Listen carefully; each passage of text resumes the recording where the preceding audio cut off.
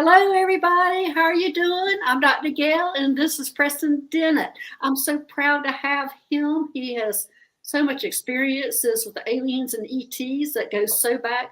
I've only been dealing with them for a few years now, and I'm having to do a lot of catch up. So I'm so happy to have him here. And of course, I was able to read his book. And now, y'all know I have said in the past that I have not been able to read books, that they would blur the pages for me. And this is The Healing Power of UFOs. I was able to read this book, every sentence of it, and it was amazing. And I was so happy that I could read one. And so it's one that Preston wrote that they wanted me to get that information. So let me say hello to some people here. Hey, Dream Journey One. Hey, Lauren. Hey, Dolly Saffron. Hey, D Spark. Hey, Butterfly Kisses. Hey, Susie. Hey, Patty. Let's see if I can get down here. See, hey, Vivian. Hey, In-Car. Hey, Seascape. Hey, Sonawat. Let's see. Thanks for all of you joining me today. Hey, T-Barb. We're going to get down to it. Hey, Gina M. Hey, BC Mom. Thanks, everybody, for coming in. Hey, Pamela. Everybody coming in now. So thanks for everybody's getting their notice. So we're going to get started, and we're going to start off with some easy questions first. And all right, easy questions. I like to start off with easy to kind of warm up, and it also makes me warm up too. Calm down. Okay, all right. Yeah, I get a little nervous going live, so I'm like in the beginning.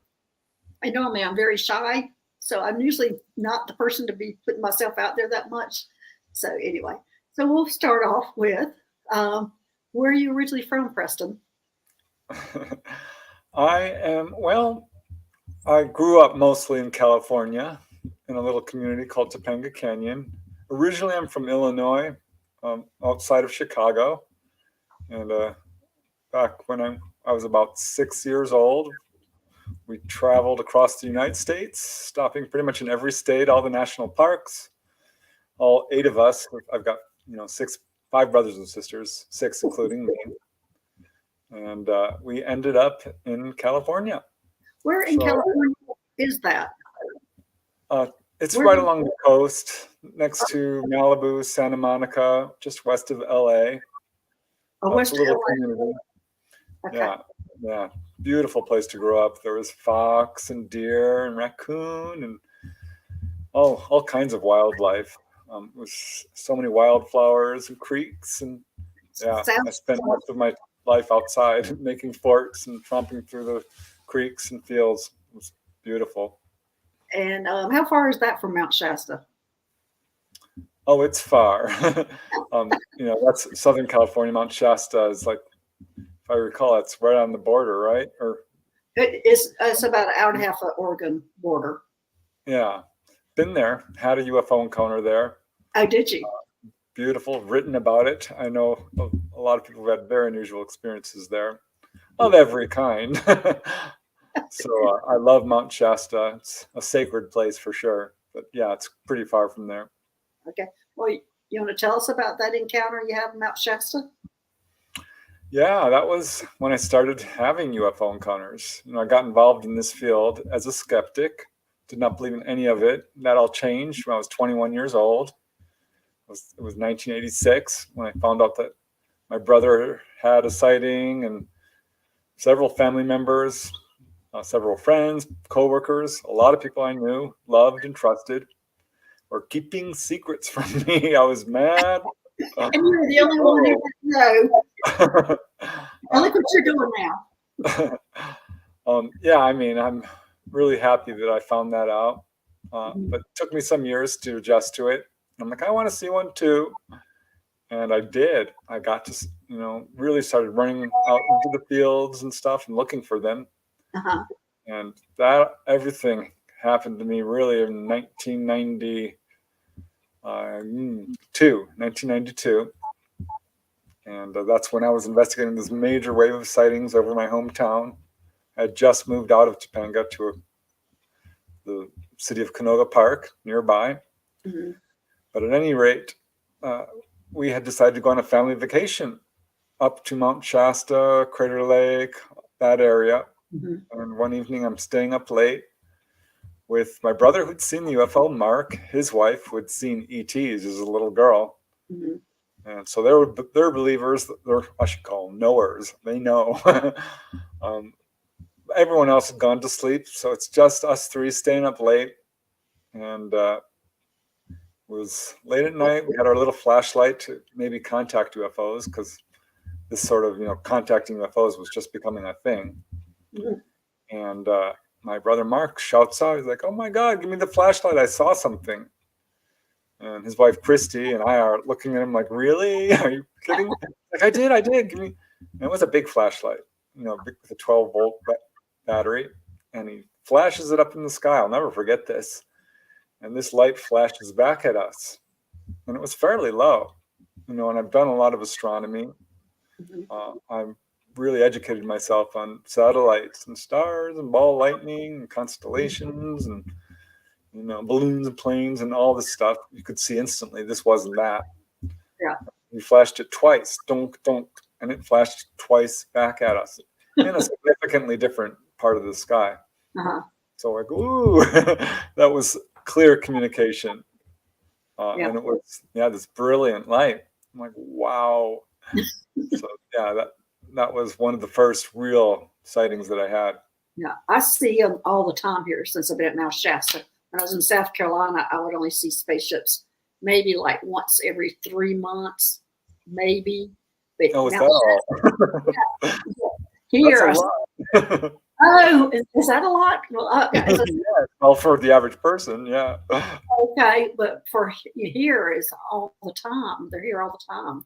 So, Oh, wow. and yeah. So anyway, well, let's go to what about your career path? How did you end up where you're at now? How did that begin? This was not something I ever in a million years thought I would be doing. In a way, I mean, from a young age, I kind of always wanted to be a writer. I'd won a poetry contest. I'm like, wow, I love this. I want to tell amazing stories. And, considered writing science fiction, but couldn't really do it, at least not until recently, when I have sold a few stories. But actually, finding out UFOs were real was a huge adjustment to my belief system, my worldview. Mm-hmm. And just kind of as a lark, I wrote an article for the local newspaper, and I was shocked that they gave it the front page. I'm like, wow. Wow, that's Yeah. impressive. I was like thrilled. They didn't pay anything, but still. But there were UFO magazines, UFO Universe, UFO Unexplained Sightings, some pretty slick magazines, Fate magazine, of course. And I started sending them articles, and they published them and paid me $100 per article, 300 even. How exciting was that?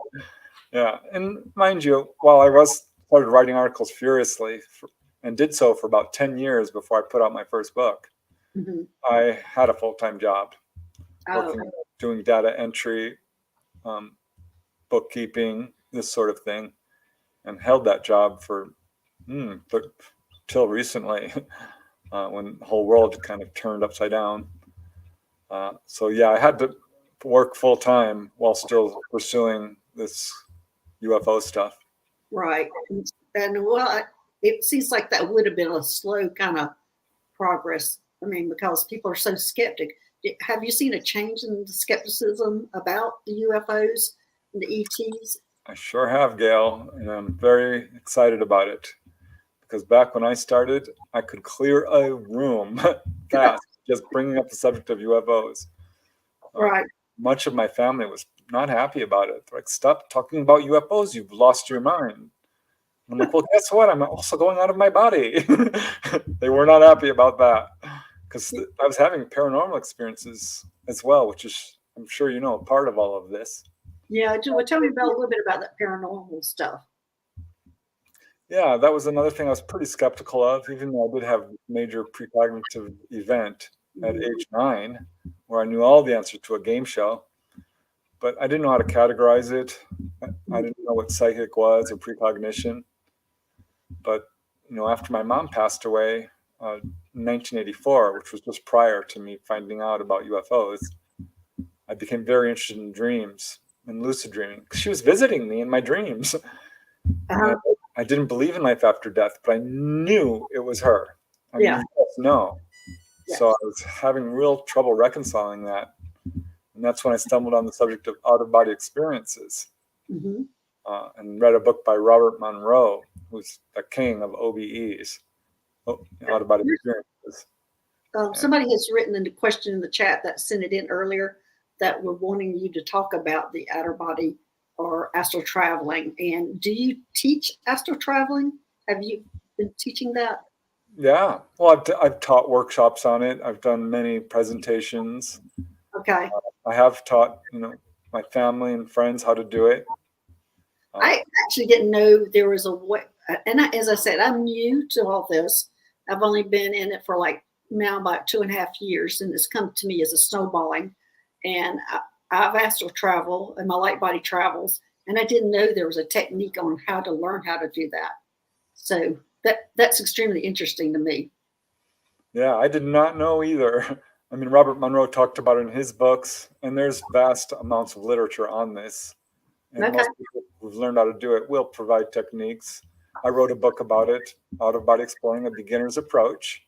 Okay, so that's called what now? Outer body experience? Out of Body Exploring. Outer body exploring. A beginner's approach, because a lot of the books kind of gloss over how to do it.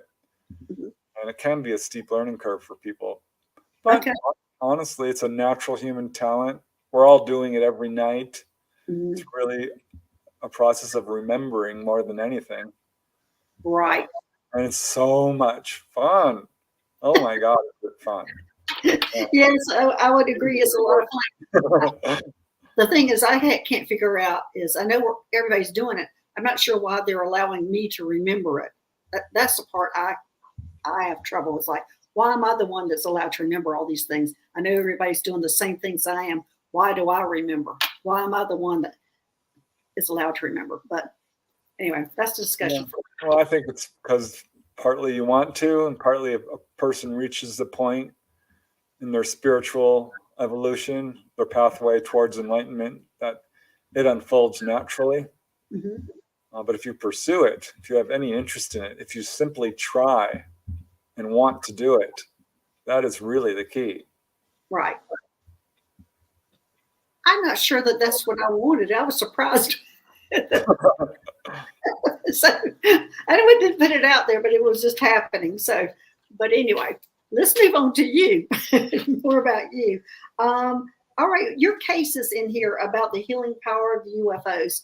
I know everybody hasn't read your book, so there's a lot of questions that they're probably interested in. And one of the big questions, well, one of the things I was most fascinated about was the information that was given on not just the healing, but what the ET's information they gave them, like the recipe that somebody was giving, that they should be taking a teaspoon of that, and the the guy that was told not to eat meat, and those kind of messages that they were giving, anyway, that part was a part that really fascinated me. Can you talk a little bit more or talk about some of that?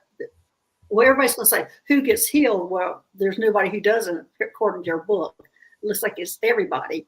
And who's chosen to be healed? You should go into that too. So can you tell the audience a little bit about all that? Because I know they're wanting to ask those questions.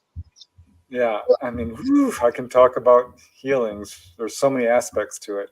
One thing I will start off by saying is it's not as rare as people might think. Mm-hmm. In fact, I've got cases stretching back well over 100 years, 300 plus cases, which I have to tell you is probably 1% of what's out there, if. Mm-hmm. That's vastly underreported. Pretty much every major researcher out there has cases like these. Certainly not just me, and I have many, but it's Barbara Lamb, it's Brad Steiger, it's Yvonne Smith, Edith Fiore, John Mack, David Jacobs, Bud Hopkins, Philip Mantle, Chris Rutkowski, Timothy Good. I can go on. It's all of them, pretty much, without exception. So, yeah, far more common than people realize. All over the world, this is occurring largely. I mean, about 50% in my, just doing a statistical analysis, I found that a lot of people who are being healed are contactees, people who have regular contact. But there's a whole lot of one-offs too. There are a lot of people who are just sort of, it seems random. It's not, I don't think. I think a lot of people are being healed and don't know it. I agree. It's evenly divided between men and women, very young kids, very old people. Has no bearing on blood type or ancestry or education or political affiliation or religion or anything like that. The patterns I found is ETs are absolutely attracted to people who are profoundly psychic or display some psychic ability. So we do see that. Another pattern I found, which was really quite interesting, is people who are doing good work for humanity in some way. So we see a lot of people who are being healed are doctors and nurses. They're teachers. They're alternative healers. They are inventors, police officers, musicians, big on social workers and environmentalists and people who promote animal rights and human rights and people who are just basically good people. They're helping those who help others, and they've said this to people. I mean, one lady who was healed, or actually her husband was healed of carpal tunnel syndrome and a problem knee. She asked flat out, like, why? And they said that we are helping those who help others. And we can't just step in and do everything for you. You have to solve your own problems. Right. So that is, some of the guidelines going on as to who they heal and why. There are a number of cases of people who've asked for a healing. And one speaks to, what you asked earlier, like people being given medical advice or dietary advice or, eat this or don't eat this. Right. There was one lady who was suffering from renal failure. She had not urinated in 3 days, did not realize how serious that condition is, and went to the doctor, and he was appalled. He's like, you need to go to the emergency room right now. You are having chronic renal failure. This is serious. So she should have gone straight to the emergency room, but she went home to tell her parents, her family, her friends, her people at work, saying, pray for me. I'm very sick. I'm going to the emergency room. Yeah, I remember correctly. She was going to go on dialysis. Correct. Yeah, you do remember that. Yeah. So she falls asleep on her bed and wakes up in the middle of the night, sort of halfway, and she can see there's these little beings working on her. They're not grays. Oh, grays turn up in a lot of these cases, all different types of beings. They were massaging her abdomen. She was going in and out of consciousness. She said they were there quite a while. But long story short, she wakes up in the morning, feels much better, goes to the bathroom, it's fine, goes to the doctor. He's like, I don't know. I guess I must have misdiagnosed you. I don't know what to tell you. What happened? She says, I guess it was angels. She knew kind of what it was. So she told everyone. More acceptable to say angels. Yeah, I think people feel a little bit more comfortable sometimes. Often they don't tell their doctors. They don't tell people because they don't want people in the white coats coming for them.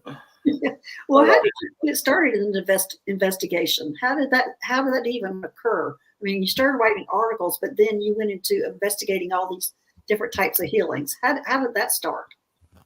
Yeah, well, let me just finish the story real quick because it's so interesting. Just this quick end note is she was taken 3 months later, I think it was, a month, pulled on board. She could just clearly see it was a UFO this time, the beings. And they told her, look, your kidneys are fine. They showed her a holographic image. And they showed her a holographic image of her liver. And it was filled with black spots. And they said, your liver is unhealthy. Do you see this? And she said, yes. And they said, you need to stop drinking Diet Coke. It's damaging your liver. Yeah, I remember that. In fact, I thought of my sister at that time. They will dispense dietary advice. They told another lady, stop eating fatty foods. You're getting too fat. She was mad. She didn't like the Greys calling her fat. But Yeah, they do give dietary advice. They told Jim Sparks, stop eating so much meat. You're clogging up your system. Mhm. And he did, and he was much healthier. Told him to stop smoking as well, pulled all this black goo out of his lungs. Yeah. He said, this is Yeah. our gift to you. He's like, what kind of gift is this? Like, we pulled this out of your lungs. Yeah. I have 2 cases like that. Yeah, the X-rays of somebody who smokes was pretty. It looks bad. I mean, the lungs, and even because I am operating room nurse, and I used to see the lungs all the time. And a smoker, you can see all the tar and stuff all over the lungs. It's just. Yeah, I just interviewed a guy who's a heavy smoker all his life, also a contactee. He went to the doctor and he's like, yeah, I smoke a half pack a day. Doctor said, no, you don't. He says, oh, yeah, I do. He says, your lungs are perfectly clear. Don't tell me you smoke. When I can see you never smoked in your life. So something's going on there. Definitely. So, Yeah. They do give dietary advice. And told one guy, stop smoking marijuana. This is not the life we had planned for you. Yeah, my latest, I mean, just last week I was told to quit eating anything with preservatives in it. That's what I have to go, my diet. And they were showing me, because going on a diet, and usually I'm going like, oh, take breads off, take sugar. Well, they were showing me, no, you need the bread. You just need to have the natural ingredients. Chocolate is fine, but it's only chocolate and sugar together. Can't be any ingredients. That I had to go off all preservatives. And so that just came to me just a few days ago. That's my new thing. It's a good idea. Because our food is not particularly healthy. But going back to your original question as to how I started researching healings, yeah, one of my first cases was this lady, I'll call her Wendy, who was having major encounters. It started out quite scary for her, but she realized they weren't here to hurt her. They're not here to hurt us. One of their main goals is healing, really. And she said that she had been diagnosed with a cyst in her fallopian tubes, and had surgery scheduled because this was serious. She was bleeding. She had a lot of pain. And it was the night before surgery that they showed up, gray ETs. And she doesn't really remember a whole lot of what they actually did, but knew that they had come. And it was odd because it was the night before surgery. This is a pattern that does show up in these healing cases. At any rate, she goes to the doctor and has the pre-op imaging done, which they always do. And they came into her room and they said, what's going on? And she says, what are you talking about? And they said, your cyst is gone. You've had surgery. You went and got surgery at another hospital, didn't you? And she's like, no, knowing realizes at this point, but plays dumb. Like, well, we know you did because these, there's fluid here in your fallopian tube. It's only present if surgery has been done. What are these? Are these marks on your abdomen? They look like laser marks or something, already healed up. Yeah, can you imagine somebody going to a different hospital to have surgery than showing up to the hospital again? Doctors were not happy. But yeah, the cyst was gone. I've got a number of cases like this. These are very well verified. So that's what got me interested. I was going to write an article, actually, Gail, just a little article. How did you start? How did you go, okay, well, let me start investigating these things. Did you do phone calls? Did you go see them? How did that happen? Oh, yeah. Whenever I could, I tracked down a case firsthand. But initially, I'm dealing with this lady, Wendy. I'm like, well, gosh, I know about a case involving 2 police officers in Texas where one of them was struck by a beam of light and healed a wound on his finger. He had been bitten by his son's baby pet alligator. This was in Damon, Texas. I thought, that reminds me of another case from Jacques Vallée, very well-known researcher, who interviewed a gentleman in France, a medical doctor, who had been struck again by a beam of light from a UFO, healed the axe wound on his foot, and partial paralysis from injuries received during the Algerian War years earlier. So a really new injury and a chronic condition, healed of both. And all these cases started coming to my mind. I'm like, oh my gosh, there's the Peruvian customs official who was struck by a beam of light, cured of nearsightedness and rheumatism. There's a little girl in Brazil who's cured of stomach cancer. And there was, 10, 20, I found like 30 cases right off the bat. Okay. So I knew this was going to be more than an article. And that's when I did start buckling down and contacting other researchers and going to databases. And oh gosh, I cast a wide net looking for cases, and I found over 100. And that became the subject of my first book, which is now re-released. I was going to say, was this your first book? Was this your first book? Yes. You see how many words I've got in it. I mean, because I have earmarked in that. I just want to let y'all see that book. This was your first one? The first version. That's a new edition, so to speak. I mean, this was a second edition, but the first version was your very first book. Yeah, it was called the UFO Healings. Mm-hmm. But that went out of print, and I had more than 3 times the number of cases as the first book. So I reissued it with all the original cases and 200 plus new ones. Because every time I spoke about this, Gail, someone would come out of the audience or email me, or back then send me a letter. Right. Well, I would be one. This is not uncommon. Yeah.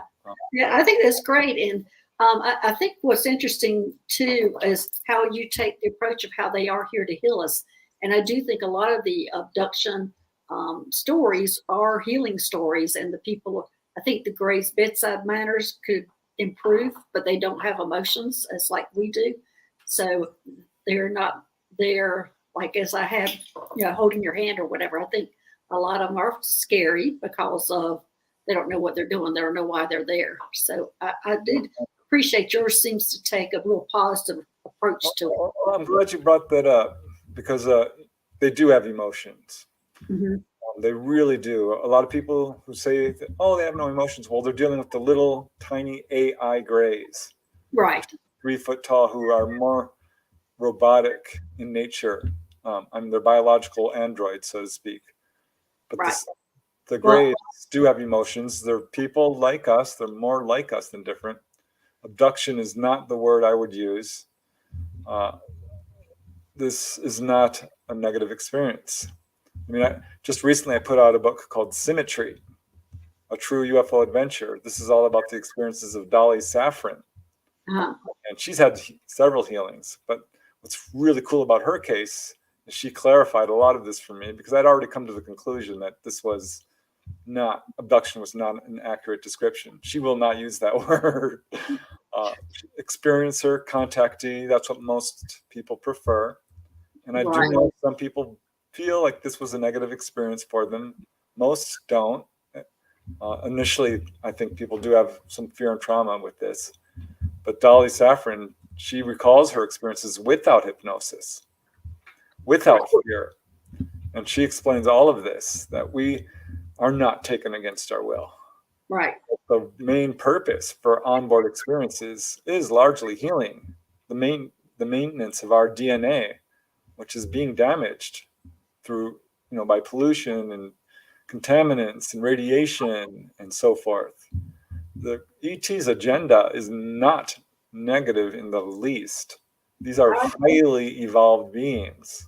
Yeah, I would agree. In my experience with the Greys, I agree. They do have feelings. I don't think they're not as emotional as we are, though. My contacts with them, they look at me being extremely emotional, and they're like, "Oh, she's so human." That's how they act towards me. But yes, especially the hybrids, they do have the emotions that we do. But my Greys, they do have emotions, but not quite as extensive as we do. Yeah, well, that's what one lady told me from the East Coast, because she had a long conversation with the Gray who introduced himself as Sen. And she asked him, "Are you here to take over our planet?" And he said, "No, we have access to many planets. We have no interest in your planet. It's far too crowded. It's far too polluted. You guys are a bit emotional. It's hard to be around you. You have very negative emotions." And they, being extremely empathetic, extremely psychic. Remember, all communication on board a craft is almost without exception telepathic. They feel everything. So I think it's difficult for them to be around a lot of negative emotion because they Yes. don't experience that. They don't display that kind of emotion. Right. In fact, one day when I had a tear coming my eye from one of the graves that I was trying to help, and they were looking at me like, "What is that coming out of your face?" Anyway, yeah, it's different. They are different than us, for sure. But they do have emotions. In fact, I mean, one of the ones I deal with, is Fred, who's been here for the past couple of days, and he is very much human acting. His name is Fred, but they do. I think they're more like us than different. And a message a lot of contactees do get is we are you, you are us, we are one. And as near as I can tell, they basically, I mean, all of them are humanoid. We all share the same heritage. We all have genetics that dial out a little bit differently, but we're not that far. Calling them alien is not accurate. Well, they are people. Yeah, actually, when I was discussing about the alien terminology, the ET terminology, they were giving me instructions about that they wanted, like, the ones that live in ground, they wanted to be called inner earth beings. The ones that lived on top of the ground were just called earth beings. And then the ones that were out there were the extraterrestrials. And they said actually the term alien covered all of them because they didn't feel like the extraterrestrials covered the inner earth beings and the ones that lived on Earth. I got this whole story about all that, how to call them. So I've been going back and forth on the terminology because the ones here that live here in Earth don't want to be called ETs because they live here in Earth and on Earth. So my terminology has been going all over the place on that because of that. Yeah, this field has suffered semantic disaster, starting with the term UFO. It's a craft. Let's just call it a craft. Yeah, there you go. There you go. So, all right. Well, let me see. I mean, I have a lot of questions here for you. Let's see. One of my favorite things was that cancer, one of the people that got information that cancer is a virus. I totally agree. I thought, oh my gosh, I've been thinking that for years now, that cancer is a virus that we need to find out the cure. And they were given vinegar as a treatment for it. But that amazed me, even though they didn't totally cure it, but that's the direction that we were supposed to be heading. So can you give me a little more information on that? Yeah, I mean, doctors have suspected something along those lines, and they've got some confirmation when people who have immunity disorder. Remember the boy in the plastic bubble? Mm-hmm. He got pulled out of his bubble, and he instantly got cancer and died. So there's probably something to that. I think we still have a lot of questions about it. ETs have mastered a lot of this. They understand more about the human body than we do. And the case you're referencing regarding vinegar is interesting because vinegar is a well-known homeopathic cure. It's been used with folklore and medicine for a very long time, apple cider vinegar in particular. Right. At any rate, that comes from the Tujunga Canyon contacts, which is in Southern California in the 1950s when two ladies had an onboard experience and were medically examined. And one of the ladies, her pseudonym is Sarah Shaw, was told by the ETs that she would be meeting a doctor in her future and that she is to give him this message, that vinegar is an effective cure against some forms of cancer. And to her shock, many years later, she recognized this doctor and told him this. And he's like, wow, because he had just talked to another patient who was also a contactee who had been given the same exact information. And he had started experimenting with this or using it as a treatment against some skin cancers and had, in fact, achieved some measure of success in fighting skin cancer using a swabbing technique. Mm-hmm. And the people who wrote that book, Ann Druffel and D. Scott Rogo, contacted an oncologist, a cancer specialist. And he says, oh yeah, there's been significant research in this area. Vinegar alone is not proven to be an effective cure, but a substance that is basically concentration of that has had some really significant results in shrinking tumors. Yeah. So yeah, I think there is something to that. And you mentioned another case, which was Lavinia Ritkiss, a homeopathic healer in Los Angeles, who ran an alternative healing center. And she said she had an encounter with ETs, and they gave her a recipe of this, basically a mixture of various homeopathic medicines that are well known, such as honey, apple cider vinegar, green tea, garlic, and asafoetida. What is that? Asafoetida. I didn't know what that was. Yeah, it's a plant. Okay. Extract, which is well known for having healing properties. It's not super well known here in the U.S., but certainly indigenous cultures across the planet have been using it. Yeah, I'm gathering these ingredients myself so I can make that. Yeah, and apparently, she's distributed this. This is in the book, so you can read about this. There's a specific way to put them all together. It's pretty simple. And I feel comfortable sharing it as she does, because it does come from her. But these are all natural ingredients. Mm-hmm. Cayenne pepper, and put them all together and boil it up and put in this little syrup and take a spoonful of a day. And it's very effective against arthritis and cancer, she says, and a number of other illnesses. And I can tell you that she has testimonials. And after putting this out in the book, I have received emails from people who are like, "Oh my gosh, I gave this to my mother. She had really bad indigestion, stomach pains, and no one could diagnose it.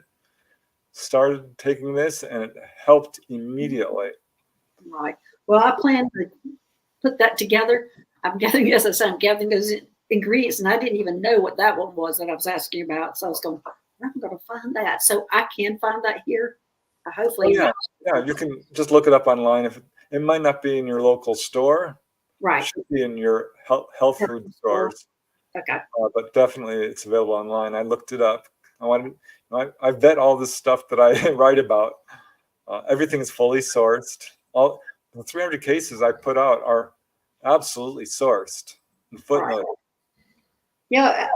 Yeah, you've got everything in here where you can look it all up and not everything's sourced anyway.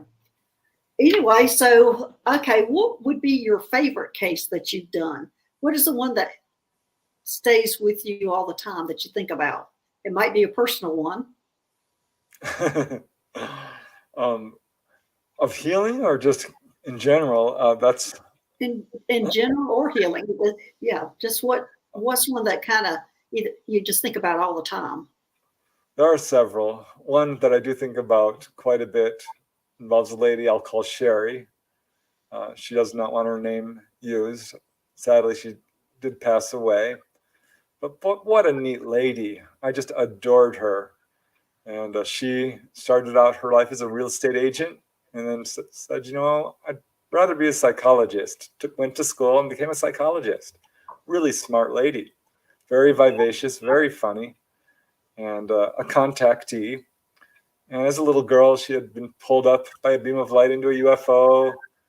She would wake up with grays around her bed, some marks on her body, bruises and such. Sometimes would wake up with her clothes on backwards and sticks in her bed. So pretty clear that she was having experiences. But gosh, she had this experience that was so unusual and really cool. She was a young woman. This is, let me think. I think this was in the, I have to look it up. I believe it was the 60s. Could have been the 70s. At any rate, she was driving on her motorcycle alone late at night through the Watchung Mountains of New Jersey.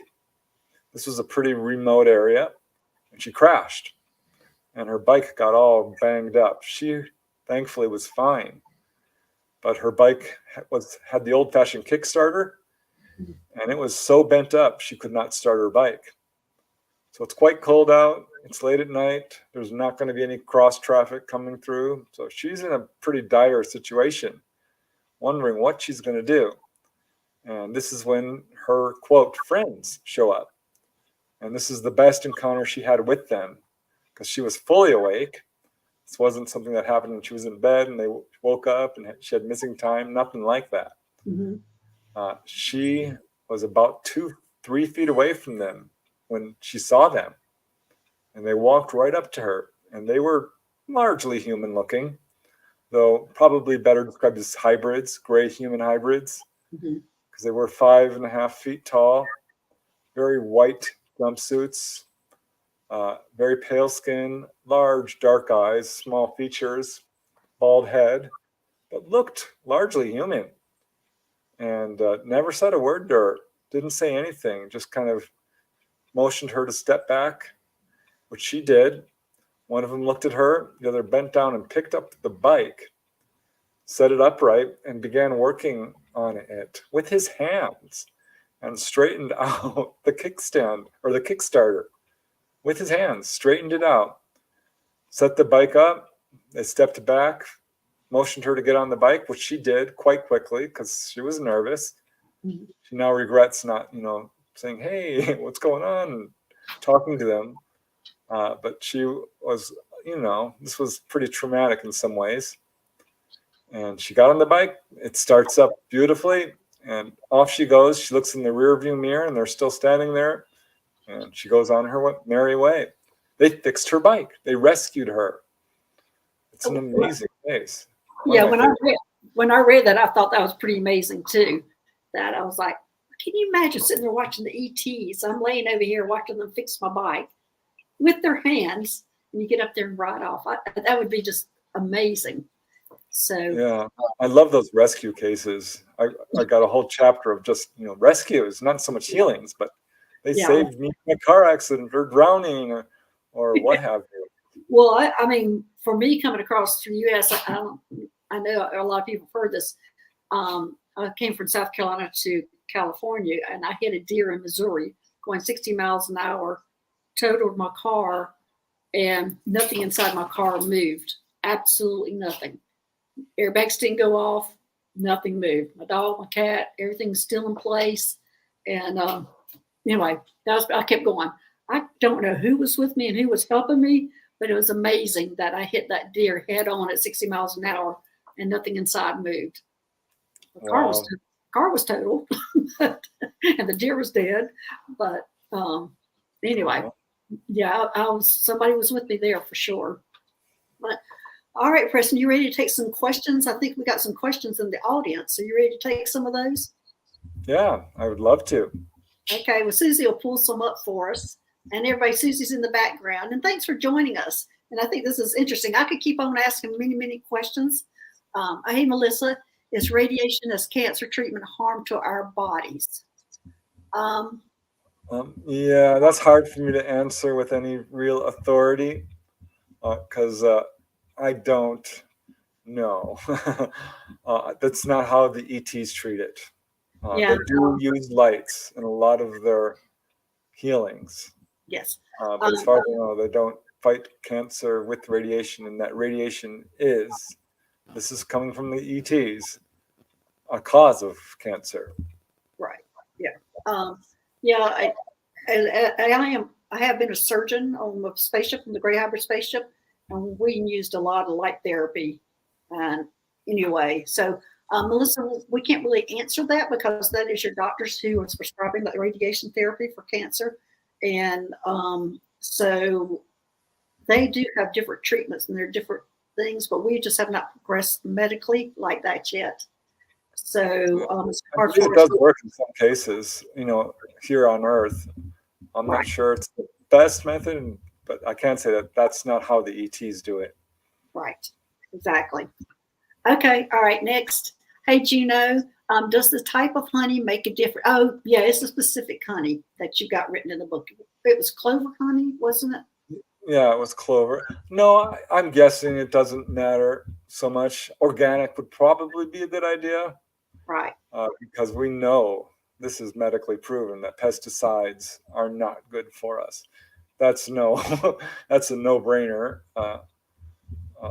Right. So I don't think it really matters, honestly, because honey is a well-known homeopathic cure. Right. And I'm not so sure it really matters the type, but yeah, it was listed as clover honey. But I'm guessing orange blossom would be just as fine. Or Yeah, I just remember her because as I said, I wrote that recipe down and I've been shopping for the ingredients.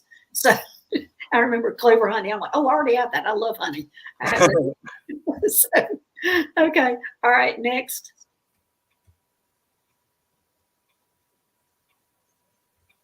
Okay. Oh, hey, Susie. Can you address implants? Okay. Go ahead. Because I'm very familiar with implants because on the spaceship that I took out lots of implants. So just they wanted to hear from you. They've all heard from me. Yeah, I mean, this is a controversial subject. I will say there's been a lot of speculation about implants, what their purpose is, and I think a lot of researchers are saying, "Oh, this is for tracking. This is for mind control." And so I started really looking into this, and by coincidence, that lady I mentioned, who was cured of a cyst in her fallopian tubes, asked the ETs flat out, what is the purpose? Because they were implanting her. And she said, what's the purpose of this implant? And they said, oh, this is to measure the levels of pollution in your body. I thought, oh, wow, is that interesting? Because I had heard that from another case. And I started collecting cases where people had any firsthand information rather than pure speculation. And it always seemed to be health related. Really? Yes, this was what a guy in England said. I have some of my first-hand cases. It's to measure the levels of pollution in your body. It's to monitor your vitals. It's to boost your immune system. One lady, she lost her implant. She sneezed it out. Her health declined rapidly. And they came back and they put another implant in her. I asked Dolly Saffron about this. Yeah, I have an implant. It's in my left ear. I think there are various reasons for these. Some are monitoring our emotions. Some might have to do with being able to fly the craft. That was true in Dolly's case. Right. I flew crafts too, and they told me it was to give me direct link to give me information. Direct link. Yeah, that's true in some cases. Communication, I think, in some cases. But yeah, Dolly echoed what I've heard from other people that for most people, it is to monitor your vitals so that they know how well you're doing and can, intervene if necessary very quickly. Right. Because it measures your blood sugar level, your hormone levels, your electromagnetics, your whole biophysical electric field, the pollution again in your body. It seems to be largely health related. Yeah, that's good to know. There's a lot of health related because that'll make a lot of people feel comfortable when they find out they do have implants. That it's more likely a health related thing. So that's very comforting. Yeah, I was comforted by that for sure. But I found that pretty early on, and I was surprised to hear people saying like, it's for this or that. I'm like, where's your evidence? Right. Were you told? Because I think we have to be very careful not to speculate and put forth our own, beliefs and preconceptions about what's going on here. Mm-hmm. There's a real problem with this negative spin on the contact experience. Right. And I always ask people, I'm like, what happened to you? What was so scary? And they said, well, they were physically examining me. I was undressed and I was fighting them all the way. Well, this is, talk to any nurse, talk to any doctor. They will tell you their patients are not always cooperative. No. Right? and you're just trying to help them. So this is a real problem in this field. There's a lot of fear. It's unfortunate because it causes some people to label this as a negative experience when it's really not. Right. I'm not, again, going to say it's all space brothers and puppies and rainbows and so forth. But by and large, I don't think the evidence of a hostile takeover by ETs or being eaten for lunch. I have no cases of what I would call sadistic behavior, outright torture. I just don't have them. It's not what happens when people are taken on board. They're healed. They're shown the engine room. They're taken to the observation deck. They're shown how to fly the craft. Yes. Okay. All right. We have another question. White Dragon. There are some ETs not so friendly. Have you heard or met any of those? I have heard a very occasional case of people who say that they have had very negative encounters. And I wonder about this because the more I dig into this, the more I realize this is pretty rare. Mhm. And I think some of these outright negative cases are not ETs. They're MILABs, military abductions. Oh, yeah. Because our government is putting forth an ET threat narrative. They really are. Right. So I'm concerned about that. Yeah. I kind of allude to that, but I don't outright say it because I'm afraid I'll be flagged on YouTube. But yes, I would agree a lot of that. Yes. You know, like look at humanity. Would you call us a friendly species? No. Hardly. The way we treat each other is vile. Right. It's horrifying. We beat each other up. We do assault each other. We kill each other. Or not so friendly. And we are, in essence, ETs, certainly to any other species out there. Mm-hmm. And you know that the chances are there are other people like us out there. Right. As near as I can tell, once a species reaches the ability to travel interstellar distances, they have reached a level of technology to do this, and have also reached the point where they're not dealing with these intersocial problems of being able to destroy themselves. And they've reached a level of not only technological maturity, but ethical, moral maturity, spiritual maturity. So I don't think it's a huge problem. I think the vast majority of ETs that visit our planet, we don't have to worry about. They may be a little bit more like tourists or scientists or security guards or police officers. When a police officer comes and does his job, he's not necessarily all chummy with you. So some people get a little bit of a cold shoulder feeling. So I think there is some of that going on. And yeah, the tiny little grays are not emotional. And when someone's in complete terror, it's very easy to label this as a negative, hostile experience. Right. It really isn't. And just to underline this, almost without exception, when someone has a face-to-face encounter with ETs, right prior to them getting taken on board, the ETs will say one thing every time: don't be afraid. Don't be afraid. Yeah. Have no fear. No harm will come to you. We are not here to harm you. So this is significant.